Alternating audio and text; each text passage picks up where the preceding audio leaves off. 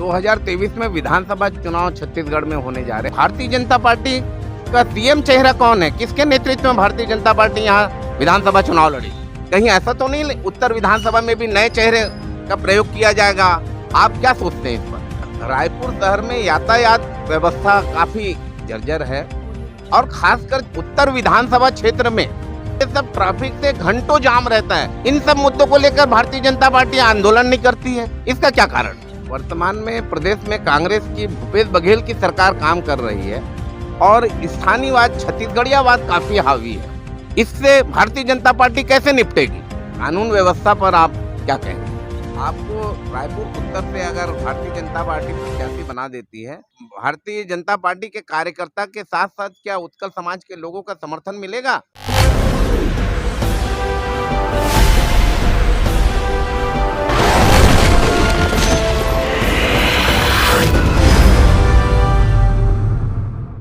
जय जोहार छत्तीसगढ़।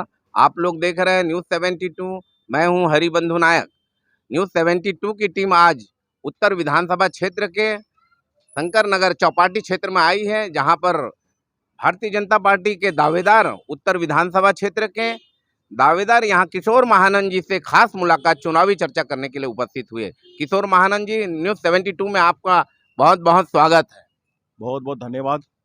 किशोर महानंद जी, आपसे जनता जानना चाहती है, उत्तर विधानसभा क्षेत्र में सभी लोग जानते हैं कि उत्कल समाज की बहुत बड़ी जनसंख्या है।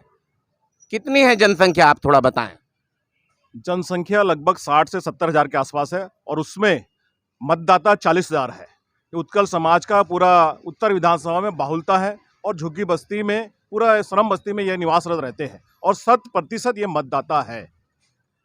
तो इसमें उत्कल समाज का प्रबल दावेदार बनता है कि दावा उनका निश्चित रूप से होना चाहिए। सभी को पार्टी ने अवसर दिया है और इस समय उत्कल समाज से हमने दावेदारी की है, क्योंकि पार्टी से हम भी अपना आग्रह और निवेदन किया कि उत्तर विधानसभा में उत्कल समाज की बाहुलता को देखते हुए उत्कल समाज का प्रतिनिधित्व दिया जाए, ताकि और उसका चारों विधानसभा में लाभ मिले और चारों विधानसभा भारतीय जनता पार्टी के झोली में जाएगा। उत्कल समाज के कैंडिडेट के रूप में किशोर महानंद को भारतीय जनता पार्टी से बनाया जाएगा। आज तक परिसीमन होने के बाद आज तक उड़िया समाज से, चाहे वो भारतीय जनता पार्टी हो, कांग्रेस हो, बीएसपी हो एंड अन्य कोई भी पार्टी में दावेदारी लोग प्रस्तुत नहीं करते हैं, इसका क्या कारण है? देखिए, सभी पार्टियों ने ठगा है, लेकिन भारतीय जनता पार्टी ने अवसर दिया है। भारतीय जनता पार्टी ने सरायपाली से दिया है, कैंडिडेट दिया है और वर्तमान में भी भारतीय जनता पार्टी उत्कल समाज को महत्व देती है और हमें भी आशा और विश्वास है आने वाले 2023 के चुनाव में भारतीय जनता पार्टी उत्कल समाज से, रायपुर उत्तर विधानसभा से हमें प्रबल दावेदार बनाने का हमें अनुशासन मिलेगा। आप भारतीय जनता पार्टी में काफ़ी लंबे समय से है और आप भारतीय जनता पार्टी के किन किन पदों पर रहे और पद पर रहते हुए आप क्या क्या कार्य उत्तर विधानसभा क्षेत्र में रायपुर शहर में किया है, थोड़ा बताइए विस्तार। जी, मैंने जिस तरह से मैंने शुरू से प्राथमिक सदस्यता ली है और प्राथमिक सदस्यता मैंने बूथ में काम किया है, पर्ची बांटा है, वार्ड में काम किया है, मंडल का उपाध्यक्ष रहा हूँ, जिले में मंत्री रहा हूँ, प्रदेश संयोजक रहा हूँ, झुग्गी झोपड़ी का प्रदेश कार्य समिति रहा हूँ। वर्तमान में भारतीय जनता पार्टी ने मुझे प्रदेश का मंत्री बनाया है और लगातार मैं बस्तियों में जाकर लोगों के हित के लिए, दुख दर्दों में खड़ा होना, छट्टी में, मट्टी में, दस गात्र में जाके लोगों के बीच खड़े होता हूं और दुख दर्द को उनके दूर करने के लिए अथाह प्रयास करता हूं, क्योंकि मैं उनके दुख दर्द को समझ सकता हूं। मैं उस बस्तियों से आता हूं, बस्ती के बीच में जाता हूं, बस्ती की समस्याओं को जहां तक हो प्रयास करता हूं, जोन में, निगम में जाकर उनको हल करने का। इसीलिए मुझे आशा और विश्वास है। आप इतने बड़े बड़े पदों पर रहे हैं। छत्तीसगढ़ में पिछले 15 वर्षों तक भारतीय जनता पार्टी शासन में रही है। आपको इसका लाभ मिलना था। भारतीय जनता पार्टी किसी निगम मंडल का अध्यक्ष बनाकर जिस समाज से आप बिलोंग करते हैं और इस समाज को पुरस्कृत करना था, लेकिन ऐसा हुआ क्या? देखिए, भारतीय जनता पार्टी का सबके ऊपर ध्यान रहता है। भारतीय जनता पार्टी की रीति और नीति है सबका साथ, सबका विकास, सबका समय का एक इंतजार होता है, समय के साथ सबको मिलता है। निश्चित रूप से हमें भी अवसर मिलेगा और मिला है। विभिन्न पदों पर हमें पार्टी ने सम्मान दिया है। आगे भी जिस तरह से भारतीय जनता पार्टी की सरकार 15 साल रही। 15 साल पूरे प्रदेश के अंदर में विकास की गंगा बहाई है और चारों तरफ विकास हुआ है। एक आम व्यक्ति से लेकर एक खास व्यक्ति तक सबका विकास हुआ है और प्रदेश का एकदम नैनीताल प्रदेश को पूरा भरण पोषण करके प्रदेश को ऊंचाई पर ले गई थी भारतीय जनता पार्टी 15 सालों में। किंतु 4.5-5 साल के अंदर से जो प्रदेश के अंदर में कांग्रेस की सरकार है, वो आज चारों तरफ अंधेरा है। और भूपेश बघेल की तरह से आज राजधानी के अंदर बात की जाए तो आए दिन हत्या, बलात्कार हो रहे हैं, आए दिन चाकूबाजी हो रही है, नशाखोरी है, ये पूरा दिख रहा है प्रदेश के अंदर में। दहशत का माहौल है। आप 15 वर्षों तक यहाँ पर सरकार में भारतीय जनता पार्टी रही, अगर सब लोगों के सब वर्गों के लिए अगर काम करी है बहुत अच्छा, तो फिर 15 सीट में कैसे सिमट गई पिछला विधानसभा चुनाव? देखिए ये जनता जनार्दन है। जनता जैसा हमें अवसर दिया, हमने 15 साल राज किया और 15 साल जनता के लिए काम किया। काम कल्पना से परे काम किया है। अंतिम पंक्ति से लेकर प्रथम व्यक्ति तक के जो विकास कार्य हुआ है, जनता का भी हुआ है, आम लोगों का हुआ है। पूरे प्रदेश के अंदर भी आज सड़कों का जो जाल बिछा है, वो ये सिर्फ भारतीय जनता पार्टी की देन है और सभी जनता जानती है। वर्तमान 2023 में जनता इंतजार कर रही है भारतीय जनता पार्टी को पुनः सत्ता सौंपने का। वर्तमान में प्रदेश में कांग्रेस की भूपेश बघेल की सरकार काम कर रही है और स्थानीयवाद छत्तीसगढ़ियावाद काफी हावी है। छत्तीसगढ़ में जो लोकल त्योहार होते हैं, तीजा, पोरा, हरियाली, इन सब त्योहारों को मुख्यमंत्री निवास में वृहद रूप में मनाया जा रहा है। इन छोटे छोटे त्योहारों में सार्वजनिक रूप से भूपेश बघेल ने छुट्टी घोषित कर रखा है और स्थानीयवाद काफी हावी हुआ है प्रदेश में। इससे भारतीय जनता पार्टी कैसे निपटेगी? देखिए 4.5 साल से जो अपने यहाँ पे प्रदेश के अंदर में भूपेश बघेल की सरकार है। भूपेश बघेल ने चुनाव में पहले घोषणा पत्र में 36 वादे किए, 36 में से एक भी वादा पूरा नहीं किया। भूपेश ने प्रदेश की जनता को ठगा है और ये ठगा है, ठग का जवाब भारतीय जनता यहाँ प्रदेश की जनता लेगी। उन्होंने कई ऐसे वादा किए, एक भी वादा नहीं किया है, एक तो ईंट नहीं रखे विकास के नाम पर। जितनी भी आज विकास हुई है पूरे भारतीय जनता पार्टी की देन है। 15 साल लगातार विकास ही विकास हुआ है और भारतीय जनता पार्टी की सरकार के माध्यम से पूरे प्रदेश का जो आज नाम रोशन हो रहा है, भारतीय जनता पार्टी की सरकार के माध्यम से हुआ था। आज जितनी भी योजना थी, अंतिम व्यक्ति के अंतिम पंक्ति के सारे योजना को भूपेश सरकार ने बंद कर दिया है। जो उन योजनाओं का लाभ हमारी बहनों को, हमारे माताओं बहनों को, हमारे बुजुर्गों को उसका लाभ नहीं मिल पा रहा है। इसका जनता के बीच में आक्रोश है और निश्चित रूप से इसका बदला लेगी जनता और 2023 के अंदर में भारतीय जनता पार्टी की सरकार बनाएगी। 2023 में विधानसभा चुनाव छत्तीसगढ़ में होने जा रहे हैं। 2 महीने के बाद चुनाव है और भारतीय जनता पार्टी का सीएम चेहरा कौन है? किसके नेतृत्व में भारतीय जनता पार्टी यहाँ विधानसभा चुनाव लड़ी? देखिए भारतीय जनता पार्टी यहाँ पे, भारतीय जनता पार्टी का सबसे बड़ा चेहरा होता है भारतीय जनता पार्टी का कमल निशान। कमल निशान हमारा चेहरा है और हमारी जनता हमको विश्वास करेगी कमल निशान पर और भारतीय जनता पार्टी कमल निशान के चेहरे पर ही और भारतीय जनता पार्टी का पुनः स्थापित होकर प्रदेश का विकास की गंगा बहाएगा। पिछला चुनाव जो भी लड़े हैं डॉक्टर रमन सिंह के चेहरे में लड़े हैं और आपने अभी बताया बहुत अच्छा काम किया, फिर सीएम का चेहरा रमन सिंह को क्यों नहीं बनाया जा रहा है?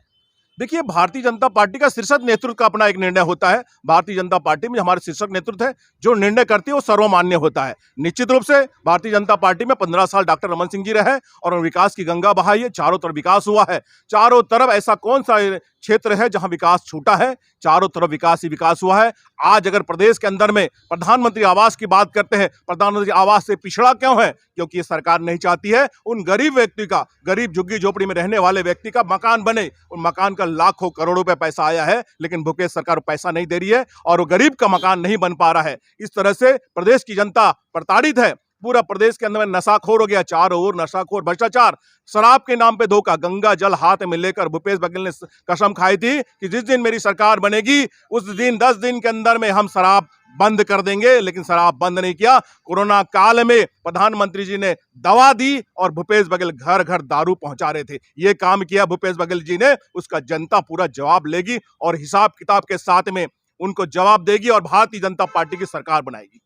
किशोर महानंद जी, आप दारू बंद करने का वादा किया था कांग्रेस पार्टी के लिए कह रहे हैं, लेकिन ये काम तो सरकार का काम जो है, पिछले 15 साल रमन सिंह की सरकार रही और प्राइवेट रूप से सरकार दारू बेचने का काम रमन सिंह के नेतृत्व में चलता रहा छत्तीसगढ़ में, फिर आप कैसे आरोप लगा रहे हैं? देखिए आज जिस तरह से शराब का घोटाले का 2000 करोड़ का शराब घोटाले का उजागर हुआ है और उसमें उस आरोपी को सजा भी हो रही है, किंतु ये ना समझे भूपेश बघेल जी, वो 2000 करोड़ नहीं है, लगभग 10,000 करोड़ का शराब का घोटाला है। और शराब के नाम पे लोगों को नकली शराब दी जा रही है, और जिसके आने वाले समय में उस शराब से हमारे जांजगीर चांपा के एक जवान की मृत्यु होगी शराब पीने से। किस टाइप का शराब दे रहे हैं आप? जहरीली शराब पिला के जनता के साथ खिलवाड़ कर रहे हैं। माता बहनों के साथ आपने जो वादा किया था, उस वादे से मुकर कर आप घर घर दारू बांट रहे हैं। रायपुर शहर में यातायात व्यवस्था काफी जर्जर है, और खासकर उत्तर विधानसभा क्षेत्र में भगत सिंह चौक से लेके टर्निंग पॉइंट तक, और तेलीबांधा में अनुपम नगर से लेके गायत्री नगर और पूरे जगन्नाथ मंदिर, ये सब ट्रैफिक से घंटों जाम रहता है। जबकि यहाँ पर मंत्रियों का निवास है। ऐसे वीआईपी एरिया में यातायात बहुत ज्यादा बाधित है। इन सब मुद्दों को लेकर भारतीय जनता पार्टी आंदोलन नहीं करती है, इसका क्या कारण? देखिए, भारतीय जनता पार्टी लगातार आंदोलन कर रही है। स्थानीय विधायक निष्क्रिय है। हमसे करने से नहीं होता, विकास करना पड़ेगा। विकास की गंगा जिस तरह से भारतीय जनता पार्टी ने बहाई है, यहाँ का स्थानीय विधायक जो है निष्क्रिय है। टाटा बाय बाय नमस्ते करने से नहीं होता है। और पूरे राजधानी के अंदर में, राजधानी का सबसे बड़ा महत्वपूर्ण क्षेत्र उत्तर विधानसभा पड़ता है, उत्तर विधानसभा पूरा चारों तरफ गड्ढा गड्ढा भरा है और धूल से जनता त्रस्त है। हमारा उत्तर विधानसभा का विधायक जो है वो मस्त है, जनता की त्राही त्राही को देख नहीं रहे हैं। आज रायपुर स्मार्ट सिटी पर है। स्मार्ट सिटी के अंतर्गत में कहां स्मार्ट दिखता है?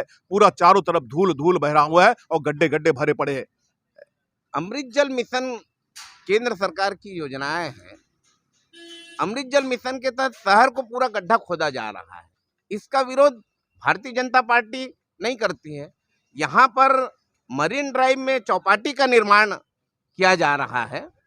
इन सब बातों का विरोध भारतीय जनता पार्टी क्यों नहीं करती है? देखिए, लगातार भारतीय जनता पार्टी इसका विरोध कर रही है। बीच में हमारे नगर पालिका नेता प्रतिपक्ष ने पूरा शहर के अंदर में गड्ढों का शहर इस तरह से सारे जोन के अंदर में जाकर पूरे हमारे प्रतिनिधिमंडल पार्षद दलों ने उसका घरघोर विरोध किया है। वर्तमान में भी सारे 10 जोन में विरोध होगा। विकास को लेकर जिस तरह से विकास थम गया है, रुक गया है, जनता त्रस्त है और स्थानीय जो शासन कब कर रहे हैं वो पूरा मस्त है। कांग्रेस को जवाब देने के लिए जनता तैयार है। हम पूरा बहुत बड़ा और आने वाले दिनों में इसका आंदोलन करेंगे, पूरे जोन का घेराव करेंगे, क्योंकि विकास थम गया है। अमृत जल मिशन एक ऐसी योजना है प्रधानमंत्री जी के, जो घर घर हर व्यक्ति को शुद्ध जल मिले, ऐसा प्रधानमंत्री ने सोचा है, लेकिन उस काम को होने नहीं दे रहे वर्तमान की सरकार। भूपेश सरकार नहीं चाहती है कि प्रधानमंत्री का दिया हुआ पानी कोई पिए और उस प्रधानमंत्री का नाम गुणगान करे। ये भूपेश बघेल की साजिश है कि उनको जल ना मिले। लेकिन अमृत जल मिशन के नाम से तो शहर में पाइपलाइन बिछाई जा रही है। आपके शंकर नगर को उत्कृष्ट वार्ड का अवार्ड मिला है, और आप कैसे आरोप लगा रहे हैं भूपेश बघेल यहाँ पर अमृत जल मिशन पहुंचने नहीं दे रहा है? शहर में ऑलरेडी जल का वितरण तो पहले से होता रहा है। ये सब योजनाएं तो ग्रामीण अंचल में जानी चाहिए, शहरी आदिवासी अंचलों में विकास होना चाहिए। आप कैसे आरोप लगा रहे हैं? यहाँ तो हर जगह गड्ढा खुद रहा है, पाइपलाइन बिछ रही है। देखिए, प्रधानमंत्री जी ने कहा है शुद्ध जल देंगे, सबको देंगे, ग्रामों में मिलेगा, शहर में मिलेगा। तो ग्रामों का भी हमने उस खाका बना, ग्राम में भी जल जा रहा है और शहर के अंदर भी जाने का पूरा वो हो रहा है, बन रहा है। जाले बिछी है पाइपलाइन की, लेकिन कनेक्शन नहीं लगा है। रोड में खोद दिया गया है, रोड बन नहीं रहे। इसका कारण, इसके जिम्मेदार कौन है? वर्तमान में बैठी है भूपेश की सरकार है। भूपेश की सरकार चारों ओर जिस तरह से आज धूल मट्टी का शहर बन गया है, स्मार्ट सिटी के नाम पर हजारों हजार करोड़ का घोटाला किया जा रहा है। अरे भाई, स्मार्ट सिटी है, चारों ओर अंधेरा है, सड़कें उधड़ रही है, धूल मट्टी बाहर बार आ रहा है। तो इसके जिम्मेदार कौन है? वर्तमान की सरकार इसके जिम्मेदार है। भारतीय जनता पार्टी बहुत जल्दी इस समय विधायकों का पहली सूची जारी कर दी है, जिसमें 21 लोगों में 3 लोग सिर्फ पुराने हैं, बाकी नए चेहरे को अवसर दिया गया है। कहीं ऐसा तो नहीं उत्तर विधानसभा में भी नए चेहरे का प्रयोग किया जाएगा? आप क्या सोचते हैं इस पर? निश्चित रूप से भारतीय जनता पार्टी ने इस बार समय से पूर्व विधायकों की घोषणा की है, और इस घोषणा से पूरे प्रदेश के अंदर में आम लोगों के कार्यकर्ताओं के बीच में एक उत्साह की लहर जागी है। और उत्तर विधानसभा में भी एक नया चेहरा होगा, और भारी मतों से विजय होगा, और एक इतिहास बनेगा उत्तर विधानसभा से। कानून व्यवस्था पर आप क्या कहें? कानून व्यवस्था पूरी चरमरा गई है। आए दिन आप देख रहे हैं लूट हो रहा है, हत्याएं हो रही है, चाकूबाजी हो रही है, जहां देखो वहां खुलेआम। आज हमारी एक बहन को राखी बहन के बांध के दोनों बहनें जा रही थी, रास्ते में गुंडों ने जिस तरह से रोककर दोनों बहन का सरेआम बलात्कार किया है। और ये भूपेश सरकार सोई हुई है, उनके ऊपर कड़ी से कड़ी कार्रवाई होना चाहिए। ये पूरा प्रदेश के अंदर में वातावरण बना पड़ा है, लोग अपने बच्चों को बाहर निकलने के लिए भी 10 बार सोचते हैं कि हम अब बच्चे को बाहर भेजें या ना भेजें। आपको रायपुर उत्तर से अगर भारतीय जनता पार्टी प्रत्याशी बना देती है, भारतीय जनता पार्टी के कार्यकर्ता के साथ साथ क्या उत्कल समाज के लोगों का समर्थन मिलेगा? निश्चित रूप से एक अवसर आया है, और अवसर जो मिलेगा उसमें समाज का पूर्ण रूप से सहयोग मिलेगा। उत्कल समाज ही नहीं, और भी हमारे और समाज है, सिंधी समाज है, सिख समाज है, साहू समाज है, यादव समाज है, सतनामी समाज है, जितने भी हमारे रायपुर उत्तर विधानसभा में निवास रहते हैं, सबका हमें आशीर्वाद और सहयोग मिलेगा। भारी मतों से विजय होंगे हमारी उत्तर विधानसभा की जनता के आशीर्वाद से। ये थे हमारे किशोर महानंद जी, भारतीय जनता पार्टी के प्रदेश में मंत्री हैं और उत्कल समाज के कार्यकर्ता के रूप में काम करते हैं, और उत्तर विधानसभा क्षेत्र इस समय भारतीय जनता पार्टी के प्रबल दावेदारों में आते हैं। आप देखते रहें न्यूज़ 72। मैं हूं हरिबंधु नायक।